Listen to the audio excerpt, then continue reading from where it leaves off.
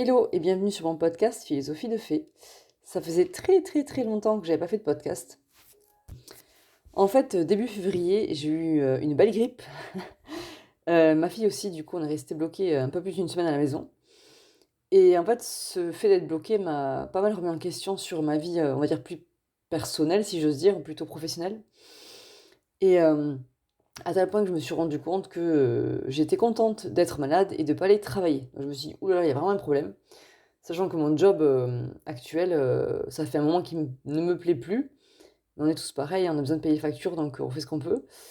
Et là, vraiment, j'ai eu une grosse prise de conscience. Et du coup, ça m'a fait faire une plongée en moi, une très très grande introspection pour comprendre où est-ce que je voulais aller, quelles allaient être les conséquences de ce choix, de cet élan de faire quelque chose de nouveau en fait. Et pour ça, j'ai eu besoin de plonger en moi, d'aller chercher des infos, de comprendre pourquoi j'en étais là, enfin voilà, chercher les réponses partout où je pensais pouvoir les trouver. Et en fait, ça m'a un petit peu, comment dire, éloignée du podcast, dans le sens où j'avais pas la place dans ma tête pour créer du contenu, en fait, tout simplement. J'étais plus en recherche qu'en création, voilà, exactement.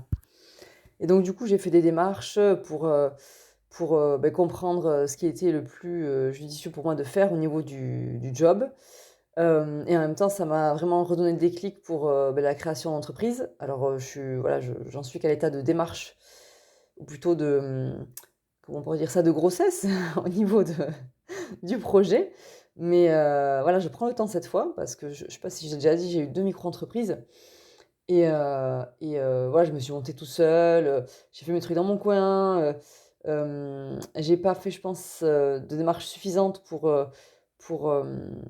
aller chercher les bonnes infos pour se monter. En fait, j'ai fait ça toute seule en autodidacte, comme ça, comme si c'était possible, comme si être passionnée suffisait. Et après ces 2 expériences, je me rends compte que non, pas du tout. En fait, être auto-entrepreneur, c'est tellement, tellement de choses, il faut être tellement de choses, enfin, il faut penser à tout, en fait, alors qu'on n'est qu'une seule personne. Et, et, heu, et voilà, il y a forcément des endroits où on a des lacunes. Moi, c'est la communication, sur les réseaux, par exemple, ou du moins, ça l'a longtemps été, en fait. Donc voilà, il y a de ça, entre autres. Après, il y a plein de choses, hein. Il y a les vies perso qui rentrent en ligne de compte aussi, qui peut, qui est pas forcément compatible avec, ce qu'on a envie de faire, en termes de création. Le temps que ça pourrait demander et cetera. Enfin bon, voilà, je me suis lancée pas à l'arrache, mais presque, juste avec la passion et ça n'a pas suffi pour maintenir, les entreprises à flot, voilà. J'étais plus dans l'idée que dans, la structure et donc là, aujourd'hui, j'ai fait des démarches pour avoir cette structure. Donc c'est en cours, j'ai fait qu'un rendez-vous. Mais bon, ceci étant dit, avec toute cette recherche, d'introspection, les différents rendez-vous que j'ai pris avec les différentes structures, ça m'a permis vraiment d'explorer, toutes les facettes, heu, comment dire?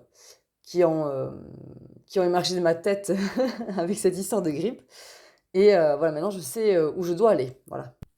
Voilà, après ça, c'est un très gros résumé. Ça a été dans les détails, pardon, ça a été plus long.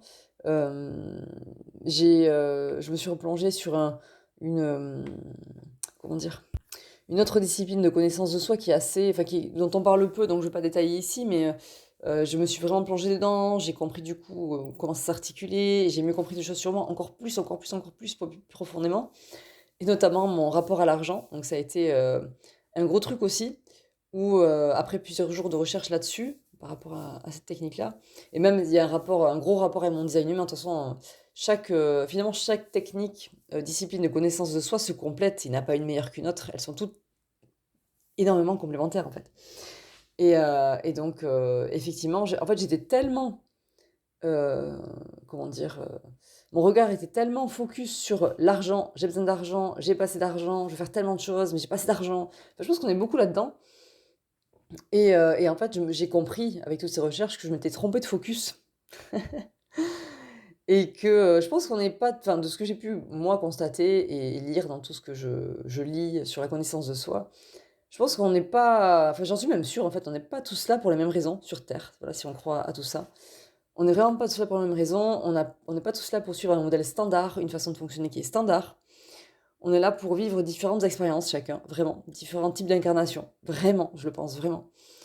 Et dans mon cas, il apparaîtrait que dans cette vie, si je focus sur l'argent, j'en aurai pas, en fait. Et alors ça paraît vraiment bateau, hein, mais c'est beaucoup de recherche, quand même. Hem et par contre, si je focus sur l'abondance qui est déjà là, sur mes vraies valeurs qui sont en vrai pas du tout celles de l'argent, là, je vais vivre l'abondance, que ce soit, humainement parlant ou, financièrement parlant, voilà.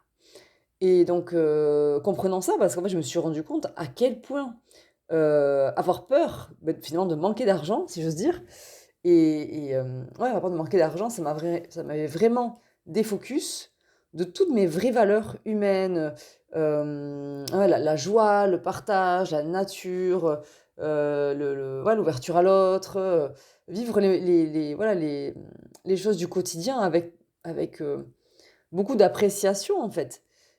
Toutes les petites choses, ouais, toutes les connexions avec les autres, les échanges, enfin, j'adore ça. Et là, j'étais vraiment l'esprit vissé sur, il me faut de l'argent, donc il me faut un nouveau travail, mais comment je fais? Parce que si, parce que j'ai là, parce que j'ai telle contrainte et tout. Enfin, vraiment, c'est devenu presque, ouais, une obsession, mais une peur, en fait, une peur, et ça m'a détournée de mes vraies valeurs, donc c'était aussi intéressant à observer. Et c'est vrai que depuis, alors forcément, j'ai fini par comprendre, hein, en lisant tout ça, hein, comprendre que je m'étais égarée. Et donc j'ai lâché à nouveau cette histoire d'argent. Et je me suis vraiment dit, mais de toute façon, le truc principal, c'est que j'aime plus mon taf. Donc on va commencer par là, on va essayer de changer de taf. Et puis le reste, hein, qui verra, verra, entre guillemets. Eh bien, figurez-vous que l'abondance revient. Voilà, il y a des choses que je ne demande pas et qui arrivent. Et c'est génial. Donc ouais, je suis assez reconnaissante de ça. Et encore une fois, ça me fait voir la magie de la vie. Et j'aime tellement vivre ça. Pour moi, c'est ça la vraie vie. C'est ça la vraie vie. C'est pas le travail. En fait, le travail, c'est pas la vraie vie. Je vais mettre ça en titre en titre de podcast.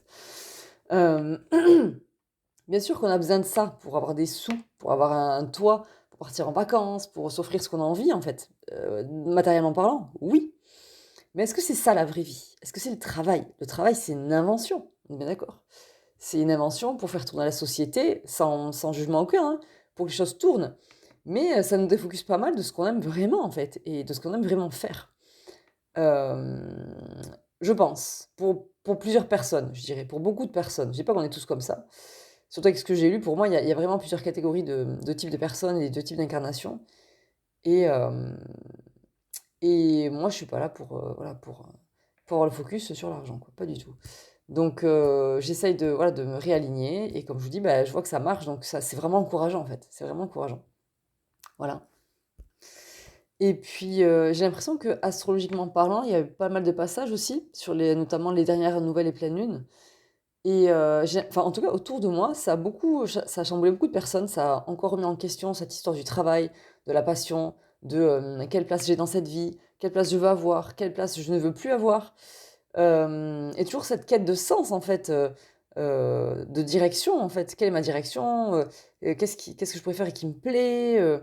Enfin voilà, j'ai l'impression qu'autour de moi c'était ça. Donc je sais pas vous, je serais curieuse d'avoir vos retours sur, votre expérience des derniers temps. Donc on va dire de ce dernier mois écoulé entre, le mois de février et cette mi-mars là où on est, même plus, on est sur, l'après-équinoxe, le lendemain de l'équinoxe de printemps. En plus, allons plus loin. J'ai cru comprendre que, bon, l'équinoxe de printemps, je sais pas comment vous vivez vous l'arrivée du printemps, mais le printemps, c'est toujours un renouveau, en fait, que ce soit déjà, rien que dans la nature, c'est un renouveau total, on est bien d'accord. Mais on fait partie de la nature, donc on vit aussi, nous aussi, ce renouveau on va dire, dans les énergies, enfin, c'est palpable, en fait, autour de nous, on le voit, donc je pense qu'on le vit avec, enfin, c'est même sûr, on le vit avec. Voilà. Et il se trouve que, en même temps que cet équinoxe de printemps, c'est aussi un grand renouveau sur le plan astrologique où une planète importante, Neptune, qui était sur le signe des poissons, donc la fin de la roue du zodiaque, donc on va dire une sorte d'accomplissement quand on arrive à la fin, enfin quand une planète arrive à la fin du zodiaque. Donc du coup on passe de cette fin du poisson, on retourne sur le signe du bélier avec Neptune, elle va faire un nouveau cycle. Et donc, bon, je ne sais pas dans les détails exactement ce que ça veut dire, mais dans les grandes lignes, c'est aussi un grand renouveau astrologique, un grand cycle qu'on réécrit. On écrit ouais, une nouvelle page de notre vie, en fait. Je sais pas pourquoi, je suis sûre que ça vous parle. Vous aussi, vous devez vivre, je suis presque sûre, un renouveau dans votre vie, des choses qui demandent à être terminées et des nouveaux appels dans votre vie, je pense. N'hésitez pas à me partager ça. Donc oui, on vit une phase charnière, bon, sans parler de ce qui se passe dans le monde, mais il y a vraiment, je trouve, quelque chose de général autour de ah maintenant je veux vraiment aller dans ma direction, voilà, je veux plutôt en rond, plein de nouveaux projets voilà, qui demandent à être faits, à être créés, à être pensés, imaginés. Enfin, vraiment, je pense on est nombreux à avoir de nouveaux élans comme ça, de nouvelles envies de vie, et qui ne ressemblent plus du tout au cycle passé. Au cycle passé, sans parler de ce fameux Pluton en Verseau, là, qui nous fait créer une nouvelle ère aussi. Et je pense vraiment, pardon, que des choses vont arriver dans notre vie et dans le monde qu'on n'a jamais osé imaginer, ni même vu, ni même expérimenté. Donc c'est vrai que voilà, c'est un peu, je trouve que c'est un peu une époque de tous les possibles. Ça ne veut pas dire qu'il faut être dans une idéalisation hors de la réalité, parce que bah, la réalité matérielle, elle est là, c'est-à-dire physique, je ne parle pas de l'argent, hein, mais la réalité physique, elle est là, et avec tous les besoins physiques qui vont avec, et matériel pour le coup, dans ce cas, argent et tout en fait. Donc il faut savoir allier les deux, mais c'est intéressant. Et d'ailleurs, je vais même plus loin, au niveau des... Bon, j'espère que vous me suivez hein, sur tous ces aspects astrologiques, sinon je pourrais donner plus de détails. Mais aussi, on est sur une dynamique astrologique, on va dire, qui nous invite pendant 1 an et demi là, à explorer ben, nos idéaux, nos rêves. Il y a vraiment quelque chose qui se passe au niveau de ça, quoi. Donc voilà, mais comme je le disais, et ça je l'ai appris grâce au premier rendez-vous que j'ai eu là pour la création de micro-entreprise, c'est que bah, c'est pas parce qu'on est passionné que demain on peut tout créer, quoi. C'est beaucoup plus subtil que ça, et voire compliqué, puisque il y a cette réalité bah, comment je vais communiquer ce que je fais. Est-ce que j'ai le bon langage pour parler de ce que je fais. Et puis c'est du marketing, enfin, donc il faut connaître certaines mannes du marketing pour marcher monétairement, parce qu'on fait pas ça, entre guillemets, que pour la gloire. On a un élan très très altruiste, mais enfin, en tout cas pour ceux qui vont vers se former sur des formats de thérapeute, on va dire, de soins à l'autre aussi, tout court. Euh, donc c'est important de pouvoir allier au maximum nos rêves avec ce que propose la réalité. Sinon, ça ne marchera pas. Moi, je sais que j'ai lutté justement contre ça ces derniers temps dans ma dernière entreprise, et ça a bloqué aussi. Après, des fois, il faut savoir s'arrêter et laisser passer la vie, et puis pour mieux revenir, quoi. Je pense qu'il faut savoir lâcher aussi. Voilà, puis il n'y a pas de vérité établie standard qui colle à tout le monde non plus. Donc il y a plusieurs façons de faire, et je pense que dans ces cas-là, il ne faut pas désespérer pour ceux qui n'y arrivent pas. Il faut juste changer son point de vue. Et d'ailleurs, c'est exactement ce que j'ai fait. Tiens, je voulais parler de ça, je vous en parle. Justement, dans cet élan de changer de job, en fait, je me suis rendu compte que dans ma tête, j'avais... Enfin, je pense qu'on a tous des critères pour tout. Et dans mon cas, ben, je me rendais pas compte, mais ça fermait des portes en fait. J'avais fermé des portes que je ne voulais absolument pas ouvrir, parce que j'avais décidé que ça me plaisait pas, et que si et que là, ou alors que c'était bloqué, je voyais pas comment ça pouvait s'ouvrir, etc. Et en fait, quand j'ai commencé à ouvrir des portes, et ben enfin des portes que j'avais fermées, ben de nouvelles choses sont arrivées, de nouvelles possibilités se sont ouvertes. Et vraiment là aussi, je trouve que ça a été magique.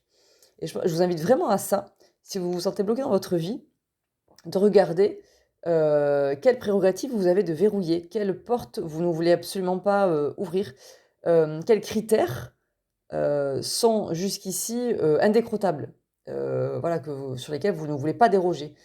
Et voyez comment, enfin, qu'est-ce que ça vous apporterait réellement de les ouvrir. Franchement, moi je trouve que ça a été magique. Et voilà, ça permet d'avancer. Et au-delà de ça, on veut du changement dans nos vies quand on est bloqué comme ça. Et c'est pareil, en fait, si vous voulez que ça change, faites-vous le premier changement. Changez quelque chose dans votre vie, n'importe quoi, pas n'importe quoi. Quelque chose qui va vous faire du bien, on est bien d'accord, et qui fait de mal à personne, on est bien d'accord, évidemment parlant. Mais ouais, changez quelque chose, une habitude que vous vouliez pas enlever, un nouveau pas que vous ne vouliez pas faire, voilà, une porte qui était fermée que vous ne vouliez pas ouvrir. Faites un changement et vous allez voir que ça va créer une espèce d'escalade, de cascade de changement. Vraiment. Et même dans votre tête, en premier, en fait. Rien que ça. Mais dans la vie, ça va arriver aussi parce que finalement, ouais, vous ouvrez une porte. C'est vraiment ça. Ça fait entrer un nouvel oxygène. C'est obligatoire. Voilà. Ça. Donc voilà, donc avec tout ça, j'avais aussi laissé mes cours de design humain de côté. Après, ça m'empêche pas de l'expérimenter, parce que le design humain, et puis je pense, en vrai, toute forme de thérapie s'expérimente au-delà des sessions que l'on fait d'études ou de séances avec un praticien. Et ça m'a permis de voir beaucoup de choses aussi, d'intégrer beaucoup de choses, donc c'était cool. Et donc là, voilà, je voulais vous faire un petit podcast, un petit update sur mes dernières semaines. Bon, c'est un gros résumé, hein, parce que je vais essayer d'aller sur des formats de podcast pas trop longs, vraiment. Donc voilà, et je vais enfin vous faire ce podcast sur vous présenter correctement, à ma façon en tout cas aussi, ce qu'est le design humain et qu'est-ce qu'on peut faire avec. Voilà. Et puis c'est tout. Donc rendez-vous au prochain épisode.